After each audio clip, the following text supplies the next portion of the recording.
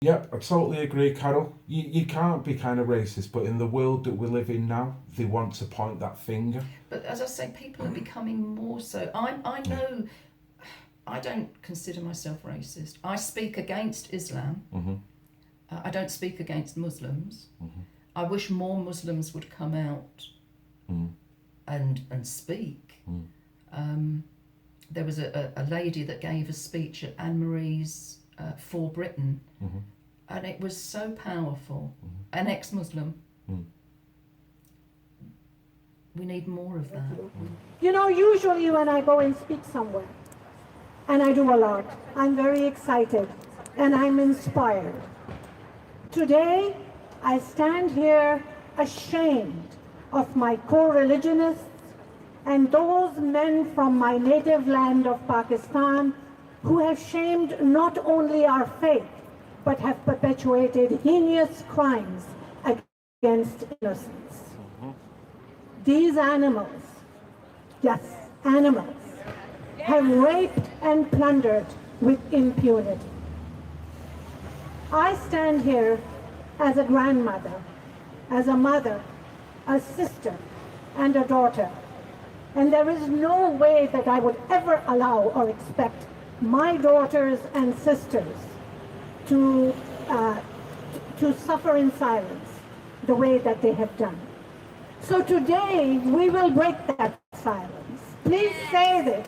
Today we will break that silence. Break that silence. And because that will empower a lot of the other Muslims that they don't follow the full Quran. You know, they call themselves Muslim and they pay lip service, like a lot of Christians pay lip service to saying, I'm Christian, I'm Christian.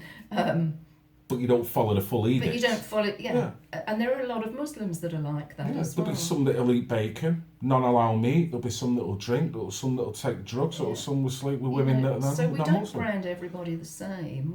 We acknowledge that these people, are there.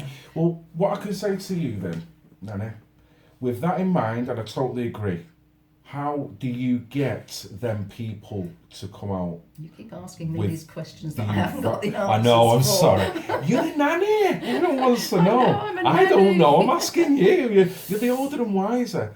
No, but know. to create an environment where these people feel comfortable. Because can you honestly say now, at this moment in time, if you look at all the different levels of this so-called movement, do you think it's a comfortable environment for Muslims to actually come out and speak against their own faith? Not within our movement. That's the point. I would say not within our movement. How do we change that? How do you change humanity? It's a huge question. Yeah, sorry to throw that on you. Yeah, you making it didn't work. warn me about that one. I didn't. That was proper curveball. We give them a comfortable place to speak. I mean, Anne-Marie Waters has obviously made it comfortable for that young lady to come out and speak.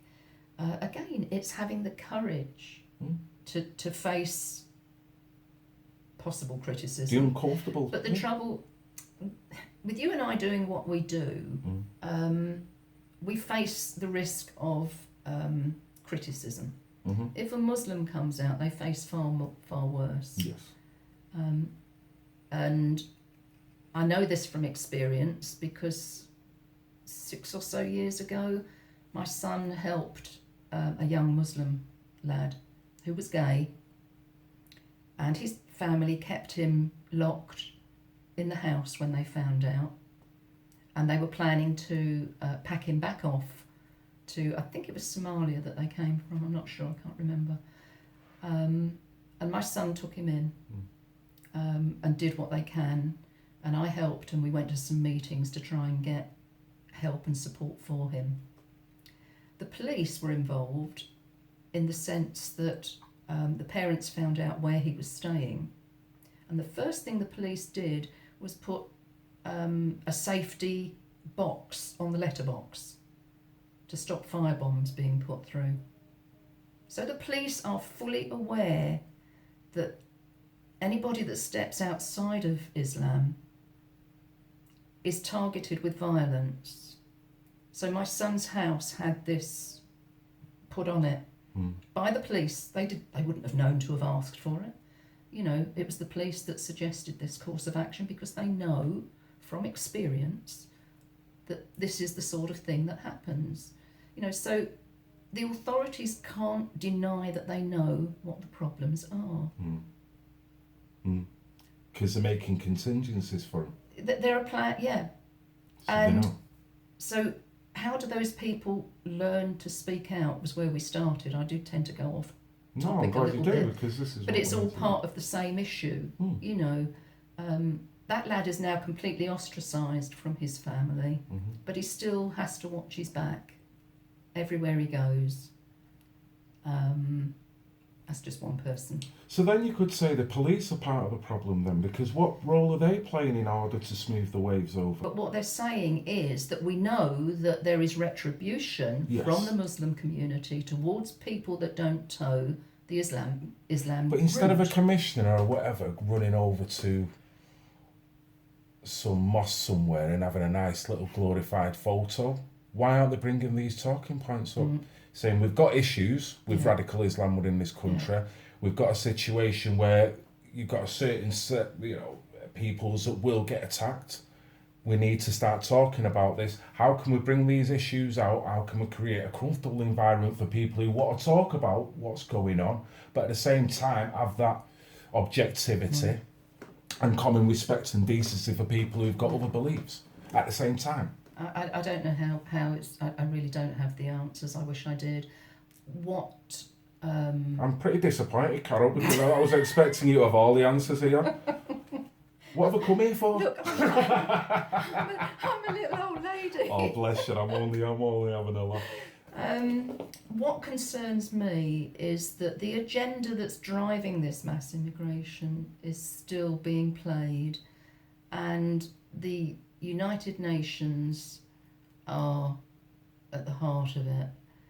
And they have another meeting coming up in December, I think it's the 10th or 11th, where they're discussing further regulations, systems for the Immigration Compact, I think they call it. It's Agenda 2030, and I've read through I saw the agenda, and there's pages and pages and pages of it, and I was trying to filter through it. But most of it is geared up to still forcing this movement of people. They dress it up in a different way. They make it sound as though, oh, this is happening, so we've got to deal with it. But they're actually driving it. If they weren't driving it, they would stop the boats. Simple. Australia did it. They would stop the boats. So the fact that they don't stop the boats shows us that they want this, it's deliberate. And all these meetings and these agreements that have gone on since the Barcelona Declaration, there's loads of them. I can't remember them all, there's probably about 10.